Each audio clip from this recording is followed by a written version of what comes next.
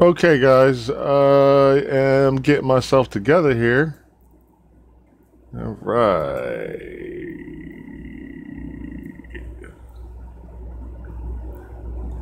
Oh, most definitely, Ilyana. If you are in the room, we will definitely do the Google Hangout session.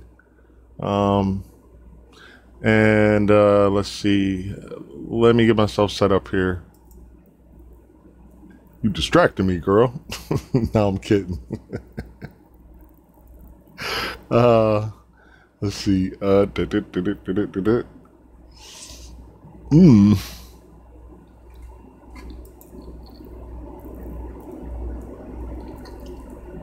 Alright. Where is your Kino?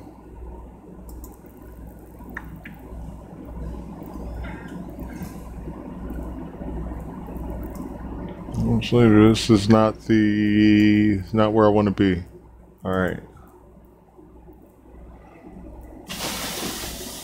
What I should have done was, okay, there we go. I found it. Alright, give me a second, guys.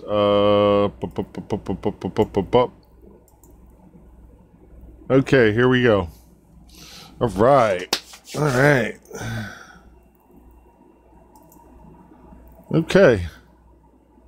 Someone has to keep you on your toes. Yeah, I know, right? Okay. Okay. All right. 2 in the room. Ilyana. 3 in the room. Okay. All right. Guys, welcome to the Military Aptitude Test and Federal Aviation Administration Tests Prep.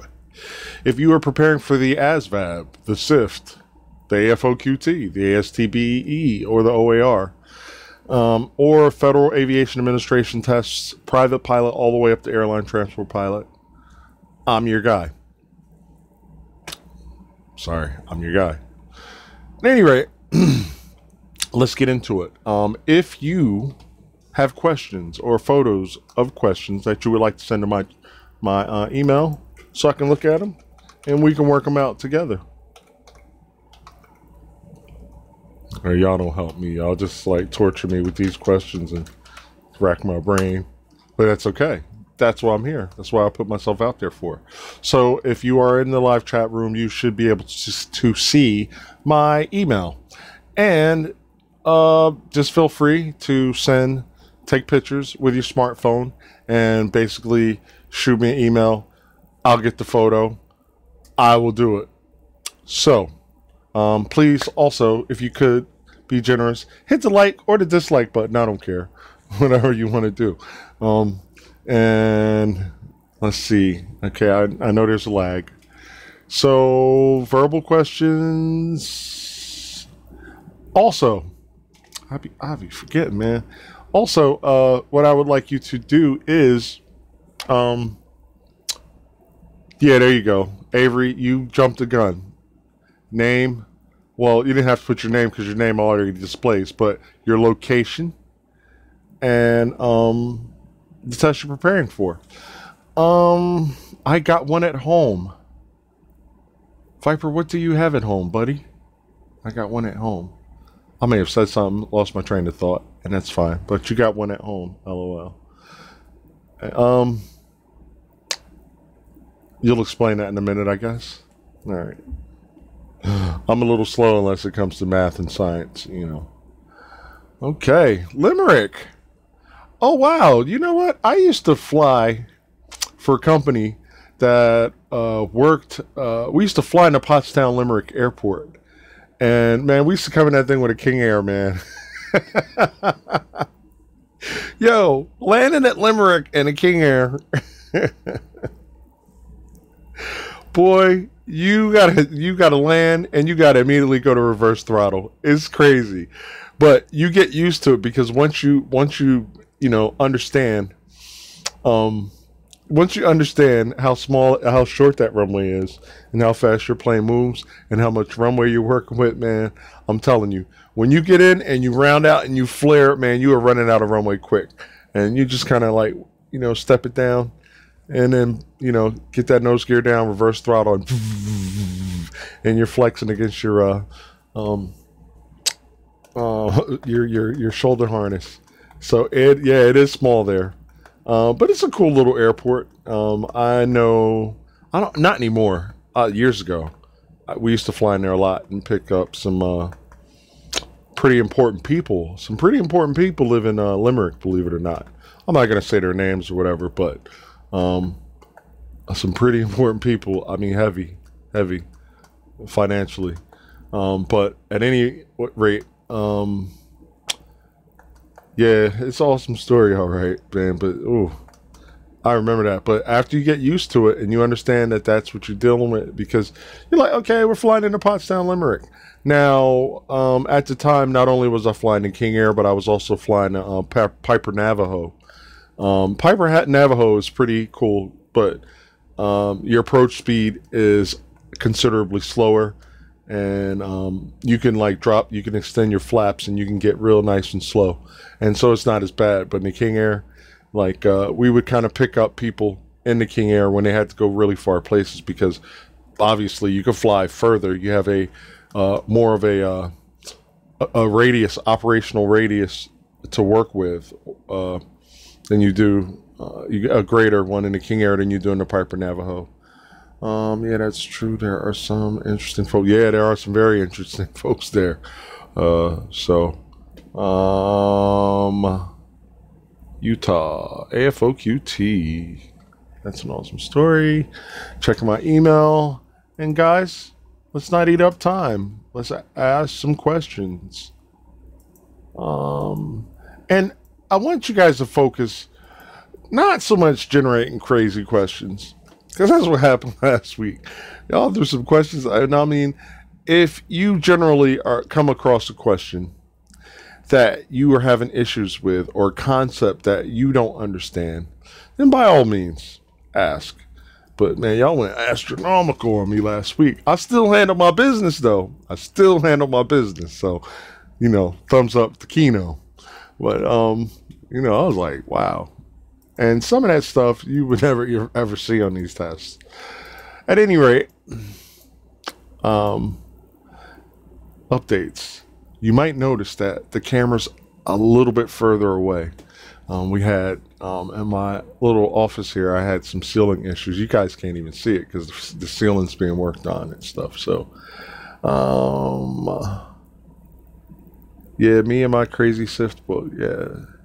The ASTBE, OAR, and the SIFT are harder than the FOQT. I mean, it's crazy. The Army actually had physics in their mechanical comprehension. So I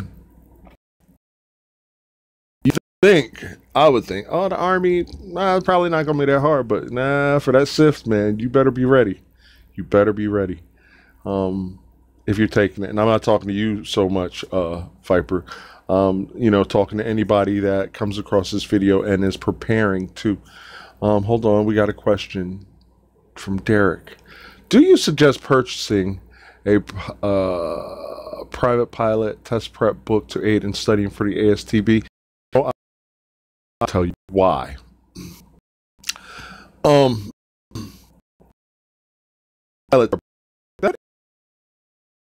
That book is to prepare you for the aeronautical knowledge requirements. Okay, because hold on, aeronautical knowledge, flight experience. Okay, so the FAA has a two-pronged approach to licensing. 2 prongs. 1, 2. You're going to have aeronautical experience, which means you're going to have to fly so many hours across country, so many hours solo, so many hours under the hood, or what they call a view limiting device, so you can't see inside the aircraft. That is the flight experience, or aeronautical experience part of the regulations. And then you have to have the aeronautical knowledge, which is in the form of like ground experience, classroom experience. So that is preparing you to be a private pilot. Will it hurt you? No, it won't hurt you. But you will probably be delving into things outside of the scope of the test. And so it may cause a distraction. So in that way, yeah, I guess I'm wrong. It probably would hurt you a little bit because you'll be going into navigation and stuff. Now, here's the thing, and I do offer a prep course for API. API is after you take the test, you qualify to be a student naval aviator. You have to go to aviation pre-flight indoctrination. I prepare people before they get there because you're going to get all types of crap crammed in about 6 weeks. And it's going to be tough. I'm telling you, it's going to be tough. So the more you know before you go, that's my concept. Know before you go. Know what's going on. Have an idea. There's major areas that they're going to cover. Aerodynamics, navigation, aerodynamics to navigation, engine and propulsion systems, regulations. And I can't remember the fifth one right off the top of my head. But we cover all that in the Aviation Pre-Flight Indoctrination Preparation course. On the Air Force side of things, I also do undergraduate pilot training prep, which is kind of like the same thing because what they did was they used to operate T-34s, all right, which is a turboprop aircraft. And actually for both prep courses, you actually get briefed on the aircraft, the actual aircraft that you're going to see. So you'll be familiar with checklists. If you have a Windows machine or Windows operating system, you can purchase Microsoft Flight Simulator Steam, and we could virtually get into the airplane, and we could actually go through the checklist. We could navigate in the areas using real world maps of the bases that you're going to probably be operating out of, and so you just have a leg above. And really, when you go to flight training, UPT or API in primary, you don't have to say, "Oh, I took Keno's UPT prep or API prep." You don't have to do that. Just act like you don't know anything because you will shine much brighter. As a flight instructor, yeah, we do talk about students. We talk about you guys. Probably, after a day of flying, sitting over here, man. And it's not talking about you to make light of you. We're talking about you in a professional sense. It might be like, okay, as a new instructor, man, I'm trying to teach this guy steep turns and he's just not getting it, or she's just not getting it, or I'm trying to figure out a better way to teach TACAN navigation or VOR navigation. The student's not getting it. What do I do? And the more senior instructor pilot will be like, okay, well, I had that same problem, and this is what you do, and this is how you teach it. So maybe you have like a ground lesson to begin with, a simulation. One Navy instructor, I'm not sure if he's Navy or Marine Corps, but he's a naval aviator nonetheless. He has this physical memory or muscle memory technique that he uses, and it's like awesome. It's amazing. I'm actually gonna eventually in a later video I'm gonna remember his name because I think he is totally awesome, and the method that he uses. So instructors don't talk about students to make light of them or make fun or poke fun at them. It's just sometimes an instructor may have an obstacle, a teaching obstacle. If you have flight hours as a provide you. I am going to say yes, as a private pilot. Yeah, if you have a private pilot license, you are definitely going to be looked at a lot and more in favor. It's a double-edged sword, though. Walking the test, I'm confident that I can pass it once I'm done with it and start my package. Okay, I'll be with you in one moment, Derek. Osvaldo, when you're putting your packet together, if I got a guy that the private pilot license, having it, possession of it, it can be a double-edged sword. And here's the training philosophy. You do know more than Joe Blow coming in. Okay, because you already know navigation. You already know how to talk on the radio. You already know how to plot a course from point A to point B. You already know pilotage, directing, radio navigation. So TACAN is going to be very easy for you to learn. What else? Checklists. You know how to operate a checklist. You've done it before. You know, you're familiar with the checklist procedures. You know basic aerodynamics. That all helps.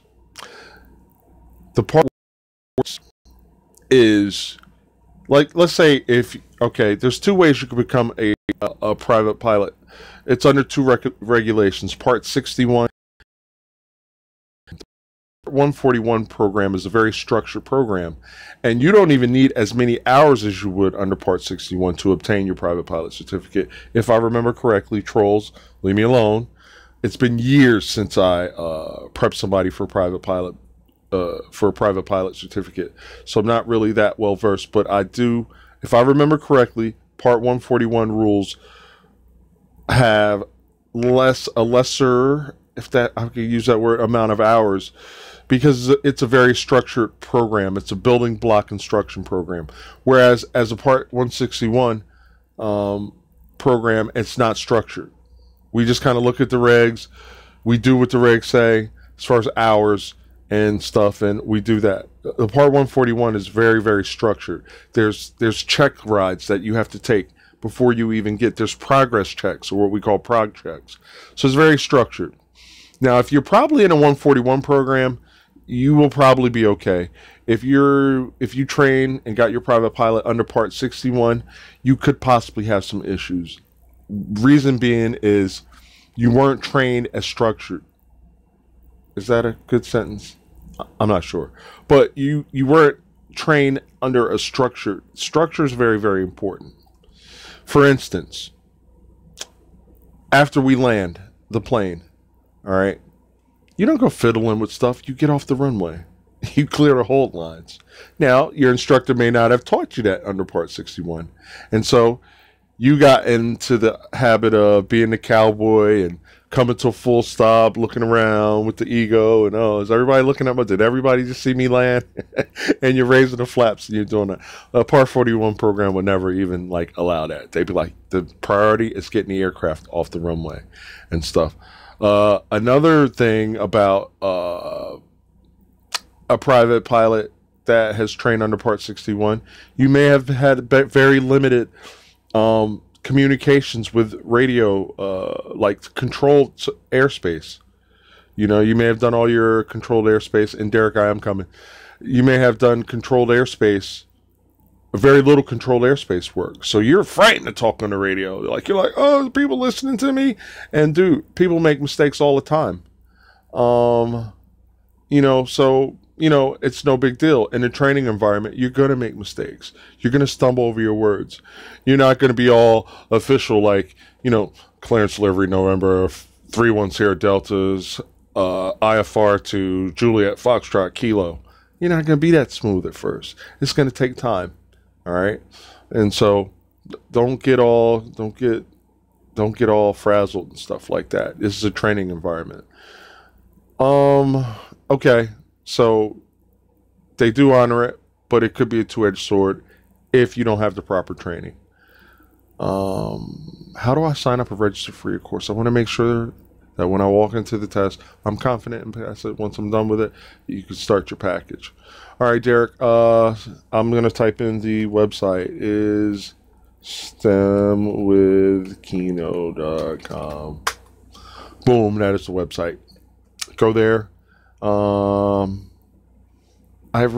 got a lot going on, and I really haven't updated the hours, but typically my tutoring times are, oh man, Charles Wright. Oh man. Okay. Oh man. Okay. Okay. So, Mr. Wright, we'll call him Mr. Wright. Yeah, man. I'm happy. Yeah. So back to what I was saying. All right. Check out the website. I'm doing this all by myself. I have a team that kind of helps me out a little bit, but I do most of the footwork. So, but basically the payment options page is where you're going to go. You should have Skype. We could do it through Google Hangout, but Skype I recommend, because with Skype we have a timeline of everything that we did as far as our training together when we test prep you. So you could always go back to that. Oh, I had problems with decimals. You'll have decimal examples that we worked on that you could go over by yourself. And we don't need to be connected. You can just open up your Skype and you can just read it, and boom. The Google Hangout, it's like it's released into cyberspace. You can't come back to it, as far as I know. If there is a way, please let me know. But Skype is just it's a better platform. But I recommend you do both, because sometimes my schedule jams up, and I might need to do two at a time, 2 people at a time, or 3 people at a time. This happened, with the storms. I have clients that are in Florida, and so they got backed up, and maybe their test was coming up, and I was like, hey, look, you mind if we just do this session together with another person? And most people are cool. They're like, yeah. And it's an awesome interaction tool, because you see you see someone else's approach, their perception of how they look at Charles. I remember my first solo. I was screaming on the radio, messing up. True. Love you, man. You're the best. Thank you very much, Charles. So yeah, I recommend having Skype and Google, because sometimes Skype gets a little crazy. We switch to the Google platform. They may be more stable that particular day. Skype is very, very stable, very minimal issues, but every now and then you do have issues. So as a contingency plan, or for redundancy, I recommend having a Google account. I also recommend having a Google account if you should choose to come to the Google Hangout, because the first hour is live stream from 9 to 10, and then 10 to 11 is the Google Hangout for my clients. And so it is a very productive session. And then if you're my client and you come to the Google Hangout, you don't pay for the Google Hangout. All right. If you're not a client, then I charge. You go to the website and you see an online lecture ticket, something like that.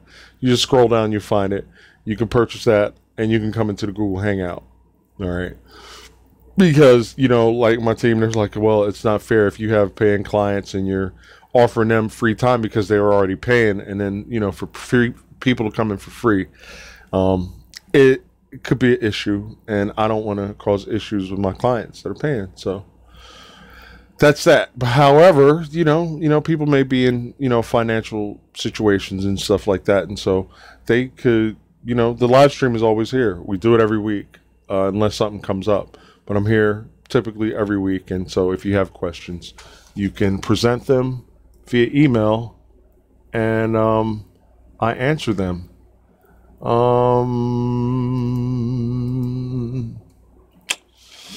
Okay, Derek, did that answer your question? Osvaldo, did that answer your question? A little feedback.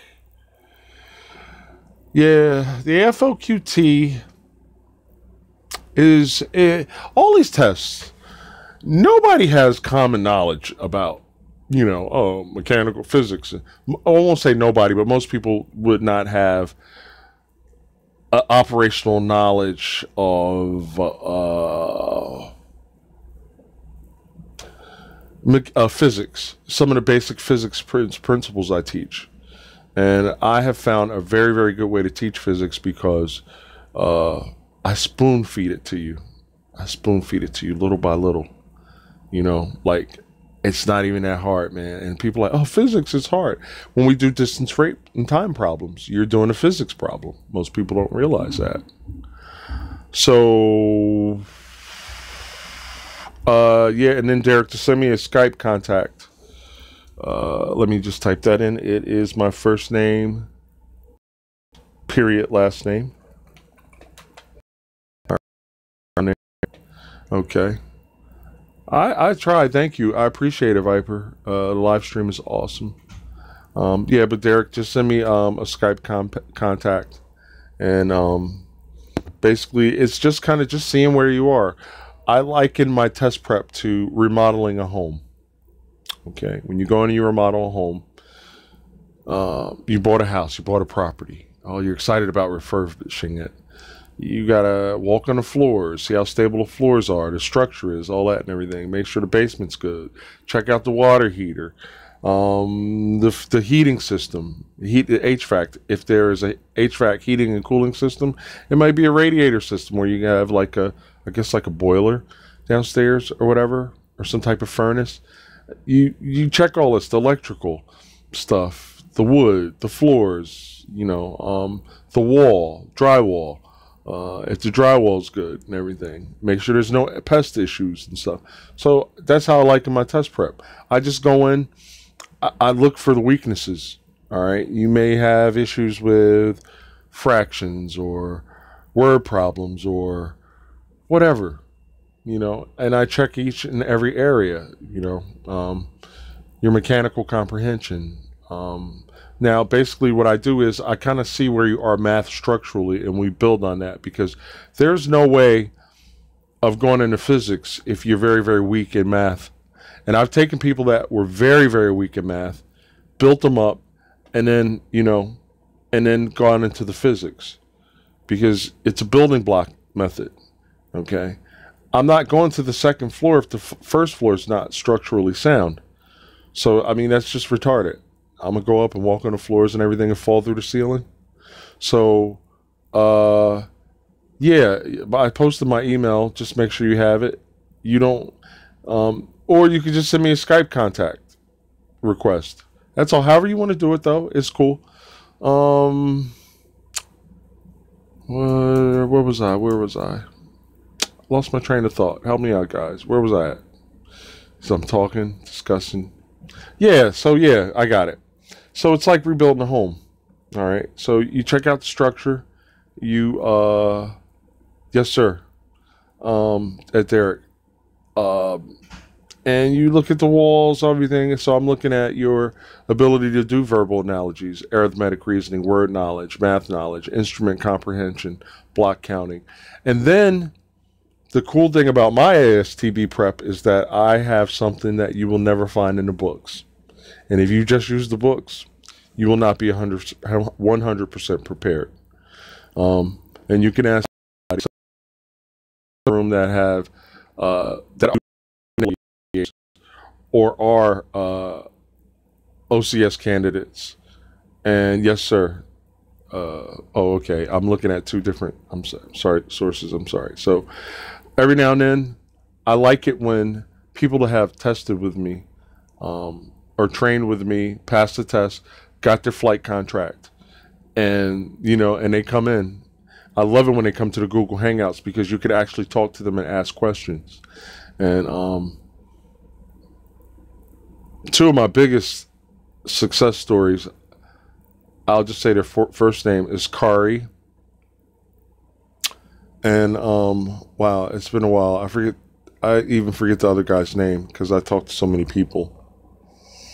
But Khari was the latest one. Before her was wow.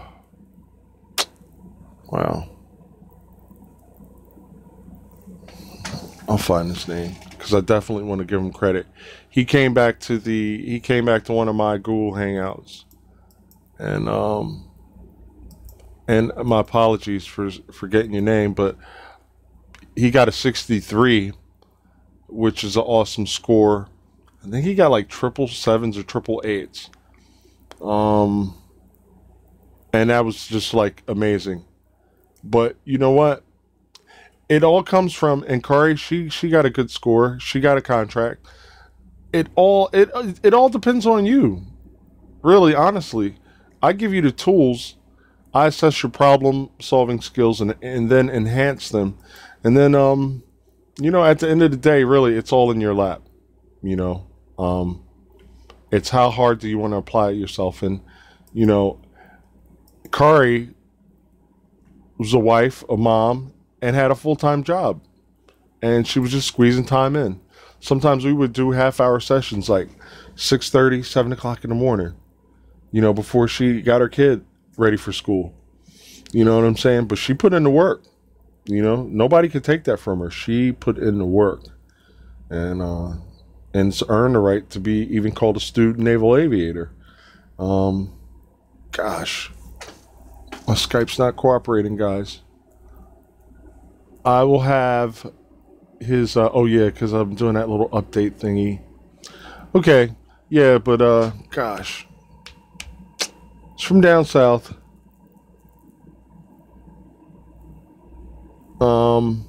But another client I had, Jake, he did a tremendous job. He's going to be a student naval aviator, but Marine Corps. So the Marine Corps, they actually have to go like a year in training before they actually go to flight school, because in the Marines you're an officer first, then a pilot. Contacts.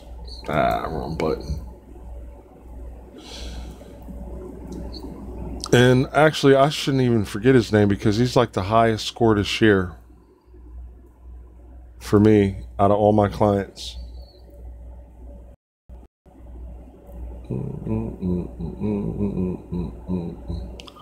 One moment. Denton passed the Army SIFT. He was actually Navy and applied for the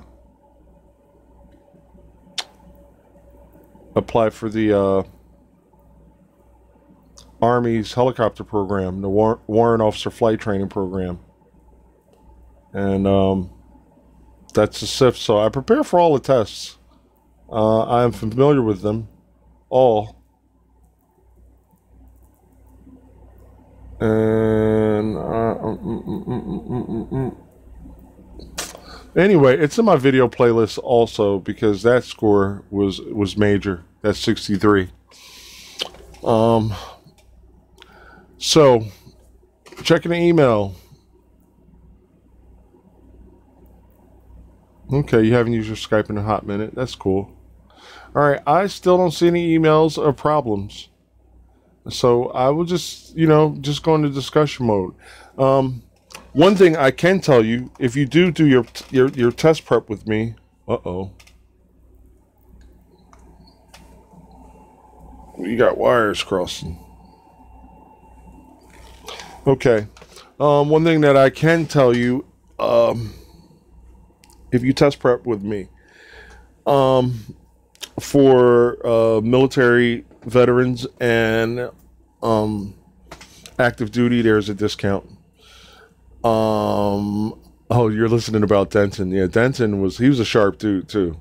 So a lot of times it's partially what you bring to the table. And I'm jumping around, but yeah, it's partially what you bring to the table, man. It's your gusto. How bad do you want this? How bad do you want it? Did you get my email? No need to reply here. Just checking. You got it. Okay. I'll check that out in a minute. Give me a moment. Well, I just kind of clicked on the email thingy. And, no, not yet. There seems to be a lag of some kind. I don't know why, but, back to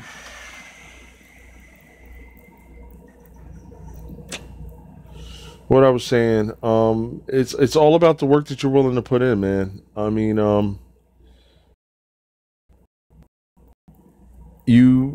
it is an opportunity of a lifetime. And it will expand so many of your horizons, man, like crazy. Even if you come in, you serve, you get out. I mean, there's so many opportunities out there for you.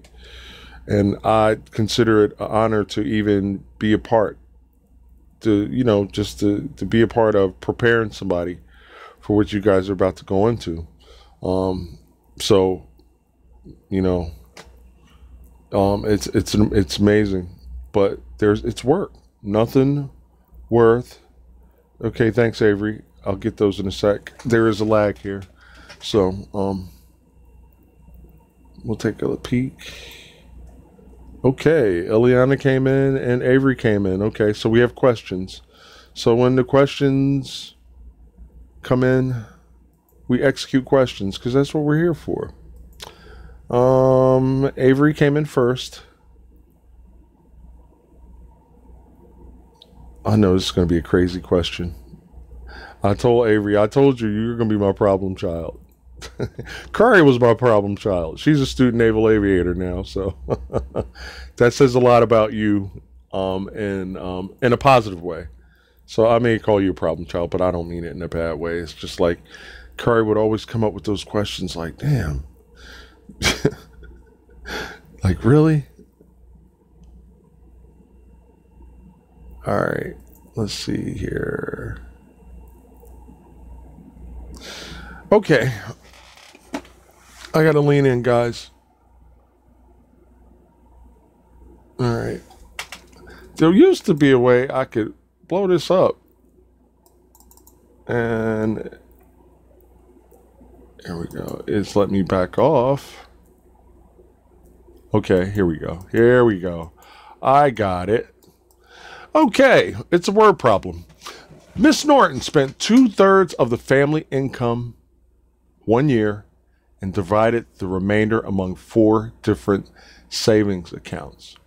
If she put $2,000 in each account, what was the amount of her family income that year? Okay, this is a pretty tough question. Miss Norton spent 2/3 of the family income 1 year and divided the remainder among 4 different savings accounts. If she put $2,000 in each account, what was the amount of her family income that year? Okay, so there's an approach to this. Even if you don't know the question sometimes, there are some approaches. Because now, can I look at this and be like, yeah, I could definitely solve this. Okay, and the answer responses are 8,000, 16,000, 24,000, 32,000. Is there echo? Yeah, there is, and 40,000. Okay, 18, 16, 24, 32, and 40. Now, one thing to note, one thing about test prep is these numbers are spaced pretty far apart. All right, always notice that. Okay, look at the question, scan your answers. All right, so 2/3 of the family income. The family income is unknown. All right, so let's take that as X. Is the unknown family income? And I keep putting, I'm going to throw this highlighter away because it's fading. So 2/3 of the family income in 1 year. All right, she took the 2/3 of that unknown, the unknown 2/3. We don't know what the total price is, or total value is of the yearly income of the family income, but it was 2/3 of this income, which is X, the unknown 2/3. All right, and divided the remainder. Spent 2/3 of the family income and divided the remainder among 4. So the remainder of 2/3 is 1/3. All right, because the 2/3 and the 1/3 equal the total income. So, and divided the remainder among 4 different savings accounts. All right, so this is going to be divided among 4 different savings accounts. She put 2,000 into each account. All right, so that would be 8,000 spent. So if 1/3 of the total income divided by 4 is equal to 8,000, then there's no way we could throw Alpha, Bravo, and Charlie. We could probably throw out. Definitely Alpha, because the account started with 8,000, and so that can possibly be the total income. That couldn't be the answer for the family income. So it's got to be a higher number. When I look at my answers, 8,000, 16,000, 20,000. So I would probably try to lean towards 32,000 and 40,000, but I have not answered the question yet. What I'm going to do is I'm going to look at this. 1/3 X divided by 4 equals 8,000. And what we're looking for is the family income. So, 1/3 X. You know how I want this position? I want this positioned like, instead of that, I could do this over 4. All right. And what I could do is I can multiply both sides by the lowest common denominator. A 1 is assumed to be under here.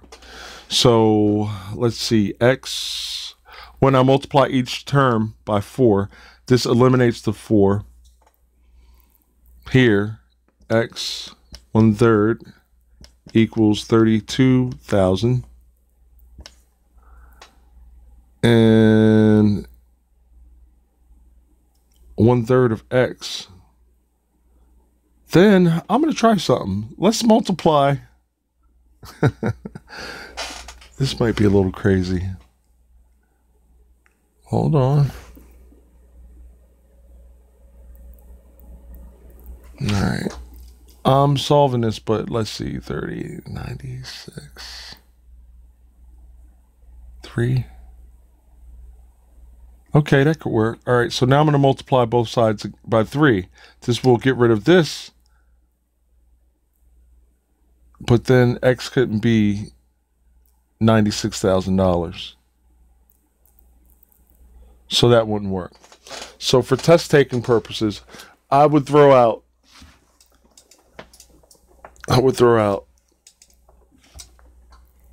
8, 16, and 24. I would look at 32,000. All right, so what she said is she took 1/3 of the family income. So we're going to pretend that this is $32,000. All right, and it's going to equal to 8,000.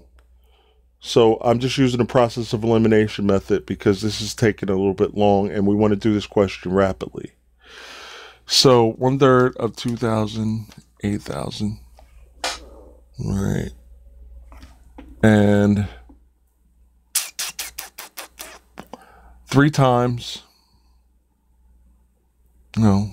All right. 3, 10,000.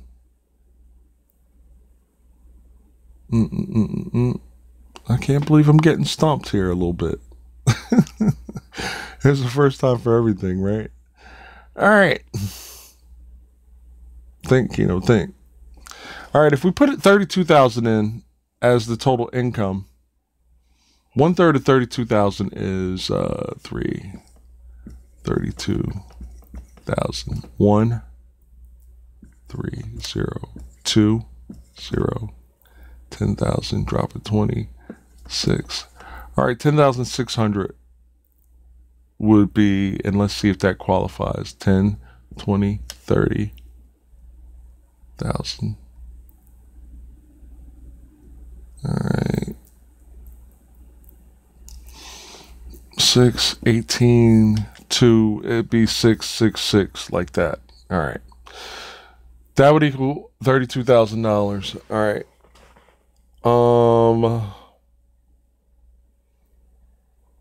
Now, that couldn't work.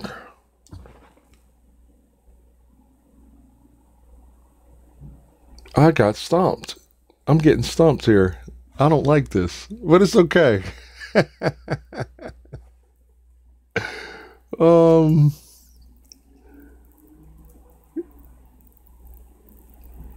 Okay, Viper's helping me out. 8,000 times 4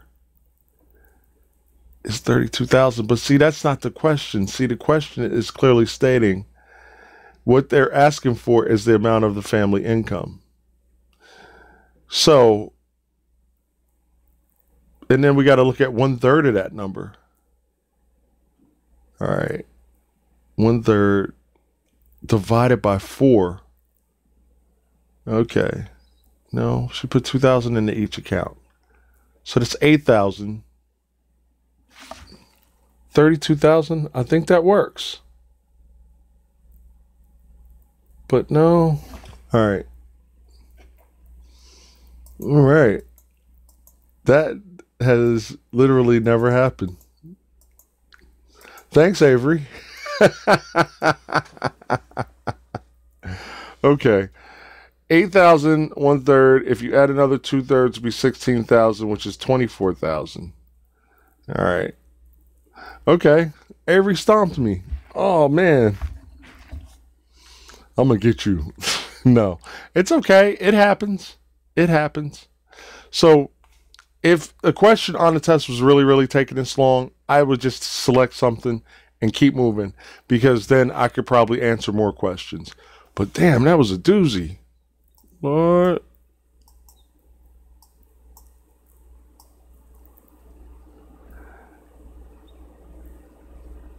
All right, and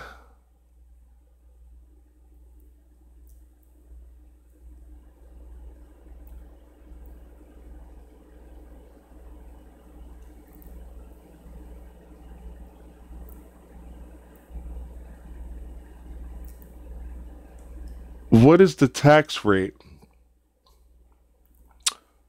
per $1,000 if the base of 300,038,555?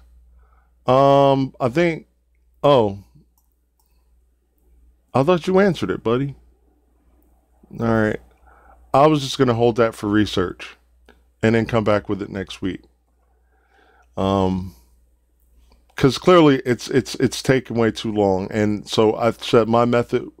See, and the thing is about scoring points. So obviously this question is stumping me. So I would just select the answer. And I would probably lean towards $32,000.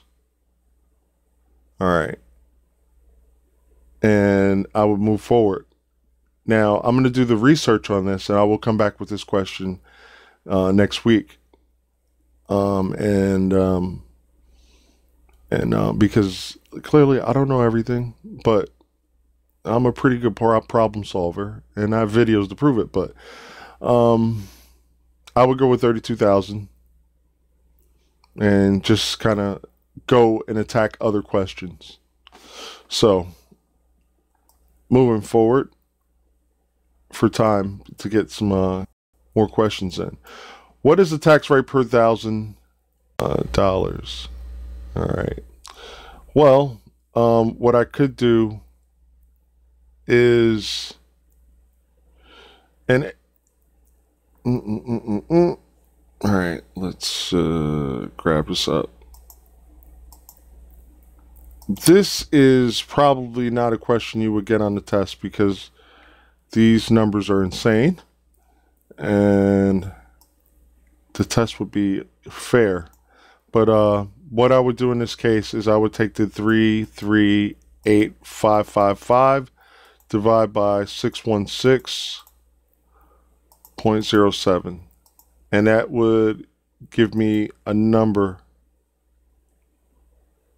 All right, and 616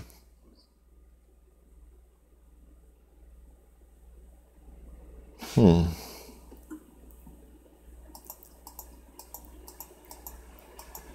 right, 338,555.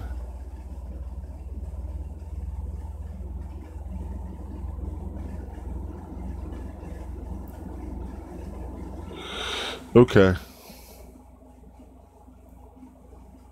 I got it. Okay, they want to know what is the tax rate per $1,000 if the base is 338,000. It's a big, huge number. 338,555.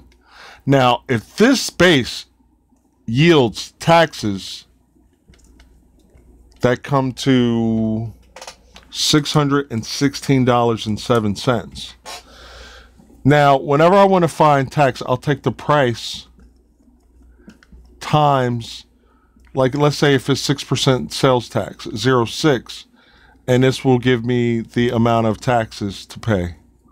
All right, so like if I exceed $1 and it is times 0.06, 6% sales tax, then I'm going to wind up paying $1.06. So we have to take this as being the base, the tax rate as being unknown, and this being the taxes generated. All right, so we'll do the same thing with this, but the thing is 3 times this is going to equal 1 times 0.06 is going to equal that. So I'm going to take 338 555. X is the tax rate, and that's going to equal the 616. In the interest of time, I'm just going to do this with a calculator, and we're going to find the 616.07 divided by 338,555 equals 0.001. Could it be 1%?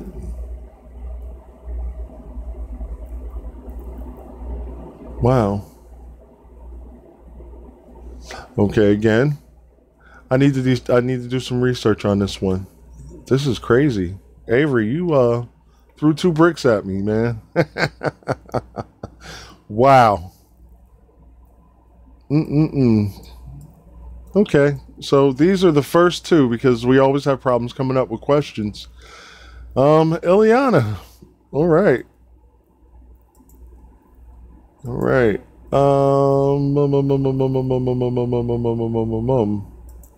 Ilyana. All right. Let's see what we got here. Okay.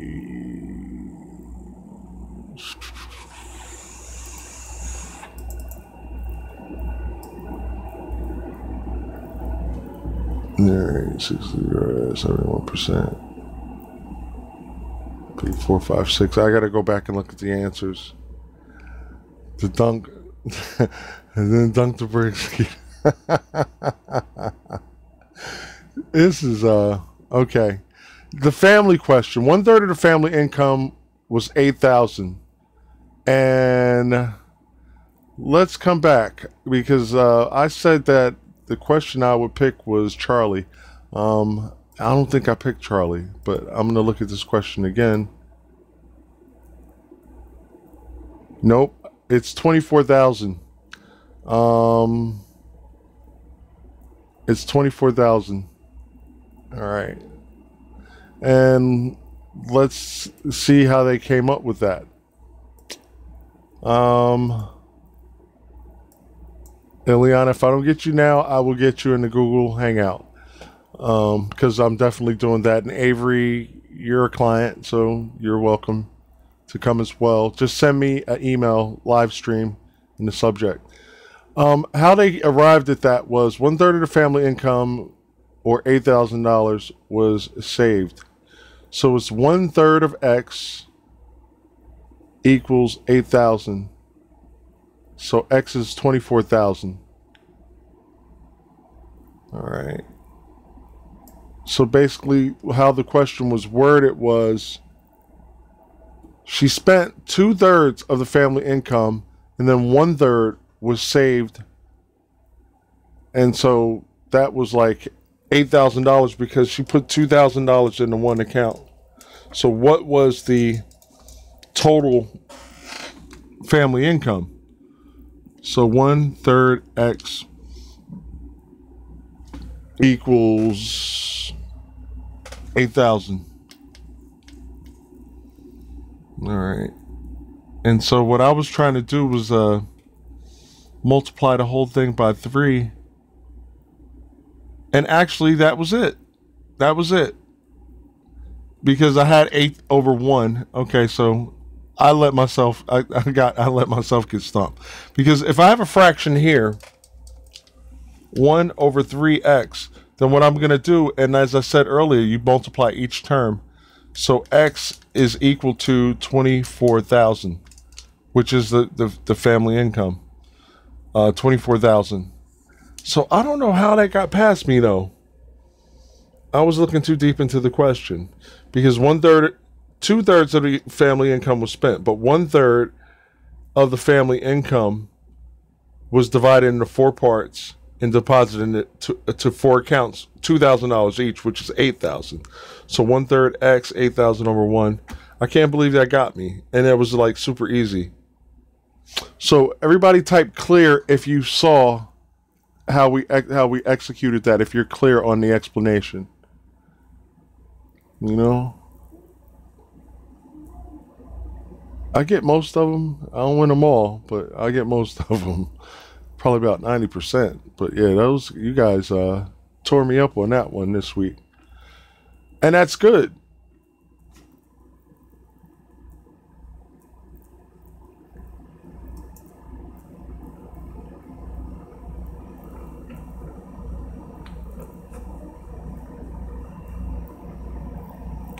Okay. Wow.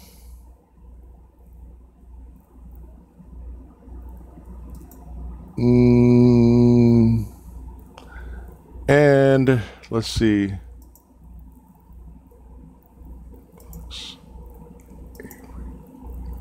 Yeah, Avery, you're gonna be my problem child. I felt it. You know, I was like, oh wow. You know, but that's a good thing because that means like you're having issues with the higher level questions, and that's always a good indication. You remind me of Khari with that. All right.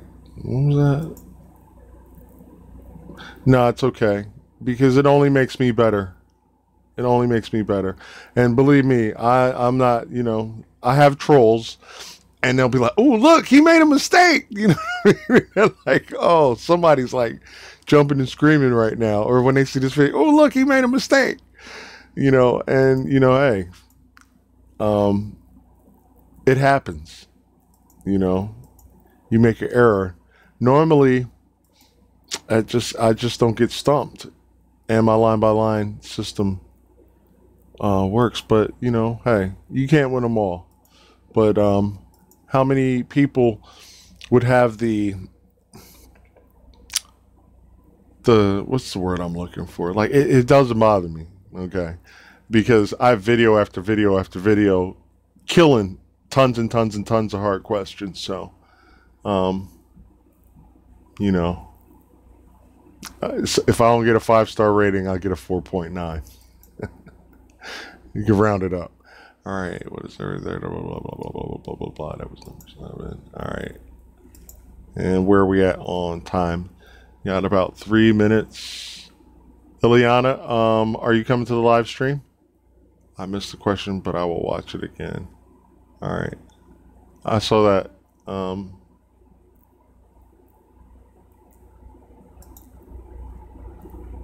Because if it's not, it's just looking like Avery coming to the live stream. But Ilyana, you are welcome to the live stream. And yeah, so it's like 3 minutes. Don't watch it. Don't watch it. All right. All right. So yeah, I mean, I could go back and I could edit out my mistakes. I'm not going to do that because now, Ilyana, is this question number 12 you want answered? I know there's a delay. Yeah, it's got to be number 12 because that's the only one. Okay. All right. Number 12 is it's two linear equations. This is a systems of equations problem. And what we're doing is we're solving two equations at the same time. This will be the last question for the free live stream, and then so we have y equals x 2x minus 1. Y equals 2x minus 1. And then x plus 4 equals 14. X, no, plus y equals 14. Now, these are two linear equations, but this one is in what we call a slope-intercept form. So what we need to do is, in order to do a systems of equations, we have to change this to the standard form. Now, our answers are x and xy values. All right, so answer A is 5 and 9. I'll just put them one after the other. B is 511. C is 7.5 and 6.5. And D is 15 and -1. All right. So what we're doing is solving for X and Y at the same time. So that's what a system of equations does. And basically what it is, it shows a point on the Cartesian coordinate plane where both of these lines intersect, or if they intersect at all. And I'm assuming they do because there's no answer for no solution. So like I said, this is the slope-intercept form. This tells me that the slope of this line is 2/1, rise over run, and that it penetrates the y-axis at -1. All right. And then that's -1. So that could possibly be a question. So what we have to do is we have to change this top equation into standard form, which is like this: x plus y equals a number. All right. So how we do that is we change this equation. We pretend that the y jumps to equal sign. No, the y stays on this side. The 2 jumps to equal sign and becomes negative. So we get negative 2x plus y equals -1. So does everybody see me changing it to the x plus y and then the number form? That's the form that we're changing this equation into. 2 jumps across the equal sign, becomes negative, y stays positive, and 1 stays on its side. So it's in the same format. Are we clear up to that point, guys?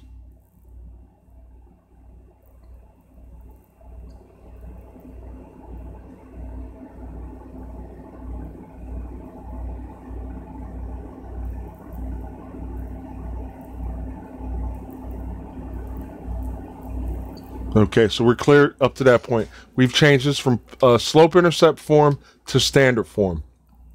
Now, what I'm going to do is to eliminate confusion. I'm just going to take this out because I can change it back to slope-intercept form if I need to. So now what we need to do, the cool thing about these is I can manipulate these equations. And I'm going to use the process of elimination. So I'm going to multiply. I could do it here or I could do it here. I'm going to multiply one of these equations. I'll call this equation 1 and equation 2. I can multiply one of these equations by -1 because ultimately what we're going to do is add downward. All right. So we're going to add downward ultimately. So I'm going to do equation 1. If I do this to equation 1, I'm going to call this equation 1a. If I multiply each term by -1, this becomes a 2x, because -1 times 2x is going to be negative positive 2x. -1 times, and this by I mean multiply. Multiply this, and this will become -y, and then this will become +1. So each one of these terms was multiplied by -1. Why did I do that? So I did that because what I'm going to do is I'm going to use a process that I call, there's probably another name for it, but ultimately what we're going to do is we're going to add downward. And these two, because I changed equation 1, I manipulated it. So 2x plus x is 3x, -y and +y is 0y, and then +1 and 14 is 15. So the x value should be equal to 5. Once I understand that the x value is 5, alpha and bravo are possible answers. I would just throw these away. But I have to test it in one of the original equations. All right. This is the easiest equation to evaluate this. So if I replace 5, x with 5, then 5 plus y equals 14. And 5 goes to the other side, becomes negative, and then y is equal to 9. So I've identified the x value and the y value, which is going to be answer A, 5, 9 for the answer. So basically what I did was I manipulated. So we had it in slope-intercept form. We changed it to standard form, -2x plus y equals -1. Then what I needed to do is I know I'm going to add downward. So I could take either one of these. If I have similar values like this, adding downward is going to be easy because it's just going to zero out. So I've isolated the x, eliminated the y, isolated the x, and then I have my equation 3x equals 15. If 3x equals 15, 3 times 5, x is 5. Once I find my 5 value, then I plug it into the easiest equation, which is here, x plus y. That's easy. Replace x with 5. 5 plus y equals 4, and then boom, 14, and then y equals 9. So our x value is 5, as we found out here, and our y value is 9. Okay, so is it not x over y? No, that's the answer. And Ilyana, you can check the back of the book. And if everybody's clear on that, I'll do more, Ilyana, if you're coming to the Google Hangout. But so far, it just looks like Avery.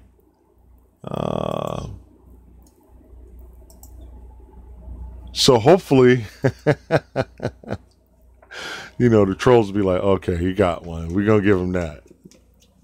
I have trolls. You couldn't imagine the emails I get. I'll be like, what? You know, and it's crazy. I'm offering a free live stream to help people. But, oh, you can't get one wrong. They're going to talk about you like, you know, you messed up. All right. So I got a couple clears on that. No problem, Avery. No problem.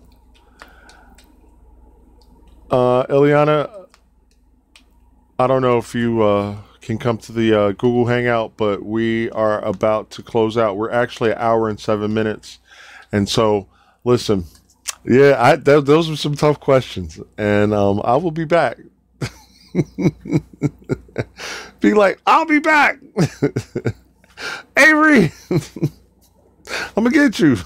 No, seriously, no, I love hard math questions because it only sharpens my sword. It makes me better at my craft. And I appreciate all you guys coming out to the live stream. My cousin Charles Wright was in the room. I don't see him right now. But yeah, Charles Wright, he was referring to his solo. And I was there. I was not his solo instructor. I had other students. I thought, you know, it's like, you know, like if you have a kid as a flight instructor, I don't think I would really want to train my kid because, you know, like it's personal. It's like a doctor operating on their own kid. Like, you know, I don't think, I mean, yeah, it could be done, but I don't really think it's that professional because I would look at my child like, okay, maybe I'd be a little bit too overprotective or something like that, you know, whereas with a, you know, not that you're going to be less safe or less careful, but it's just weird. So yeah, Charles, he's my cousin, and there was a solo flight encampment, and he had another instructor, and basically, you know, he soloed. He did a good job. He soloed and everything like that. We taught these kids how to communicate on the radio. Most of the work was in the pattern, but every day it was just pattern work. Up, down, up, down, up, down, up, down, repetition for the first couple days. And then they started operating and manipulating the aircraft and executing the plane, talking on the radio and everything. But every day got easier with the repetition. That's all we did. We flew every day, closed traffic. Then after that, signed the logbooks, and when they were good to go, hey, I got out the plane, and boom, and they soloed. And you know, Charles, he soloed, and it's pretty cool. So other than that, I'm preparing for the live stream. Ilyana, looks like you and Avery the only clients that I have. So I will send you a link, whether you can make it or not. And I thank you guys for coming out. Some of you guys come out every week. I really appreciate it. And I appreciate it. Although people might think, oh, the numbers are small, but you're always going to have a small part of the population that are looking to elevate their mind and do things positive. You know, I'd have 1 million subscribers if I was like twerking. Well, not me per se twerking, but I don't think I want to see me twerk. But, you know, so I appreciate every like, you know, every dislike, you know, somebody looked at it and everything. So, you know, I will be back next week, 9 to 10 and 10 to 11 for the, 10 to 11 for the, Google Hangout. Now, I have, a situation with Amazon where they have a career choice program, and a lot of these employees for Amazon and Amazon subsidiaries, they may have been out of school for years, but Amazon has a program where they will pay for courses, and so the numbers 8 to 9 o'clock Fridays will be, and that will be titled Tutoring Amazonians Live, and you guys are welcome to bring math and science questions there as well. So you get a little bit more extra time with me on the live stream. So I'm going to close out so I can jump into the Google Hangout. And it is available to you guys, but you know, we have the paying clients that come there for free, and so it wouldn't be fair to them not to bill. So that's why there is on the website, there is a online lecture ticket that you can purchase if you want to come into it. So just email me, and if you do purchase an online lecture ticket, I will extend the time to make sure that you do get a full hour. For instance, if you waited 15 minutes paid, I'm not going to be like, oh man, you got 45 minutes left, and take your money. I would actually, you know, be like, okay, you know, boom. But, you know, after 15 minutes is the cutoff, because I have stuff to do too. So, you know, that is that. So, thank you. I'm closing it down for the Google Hangout. Take care. Oh, and have a great night. See you next week. 8 to 9, tutoring Amazonians, and 9 to 10 for my military and FAA test prep. Talk to you later. Bye-bye. Boom.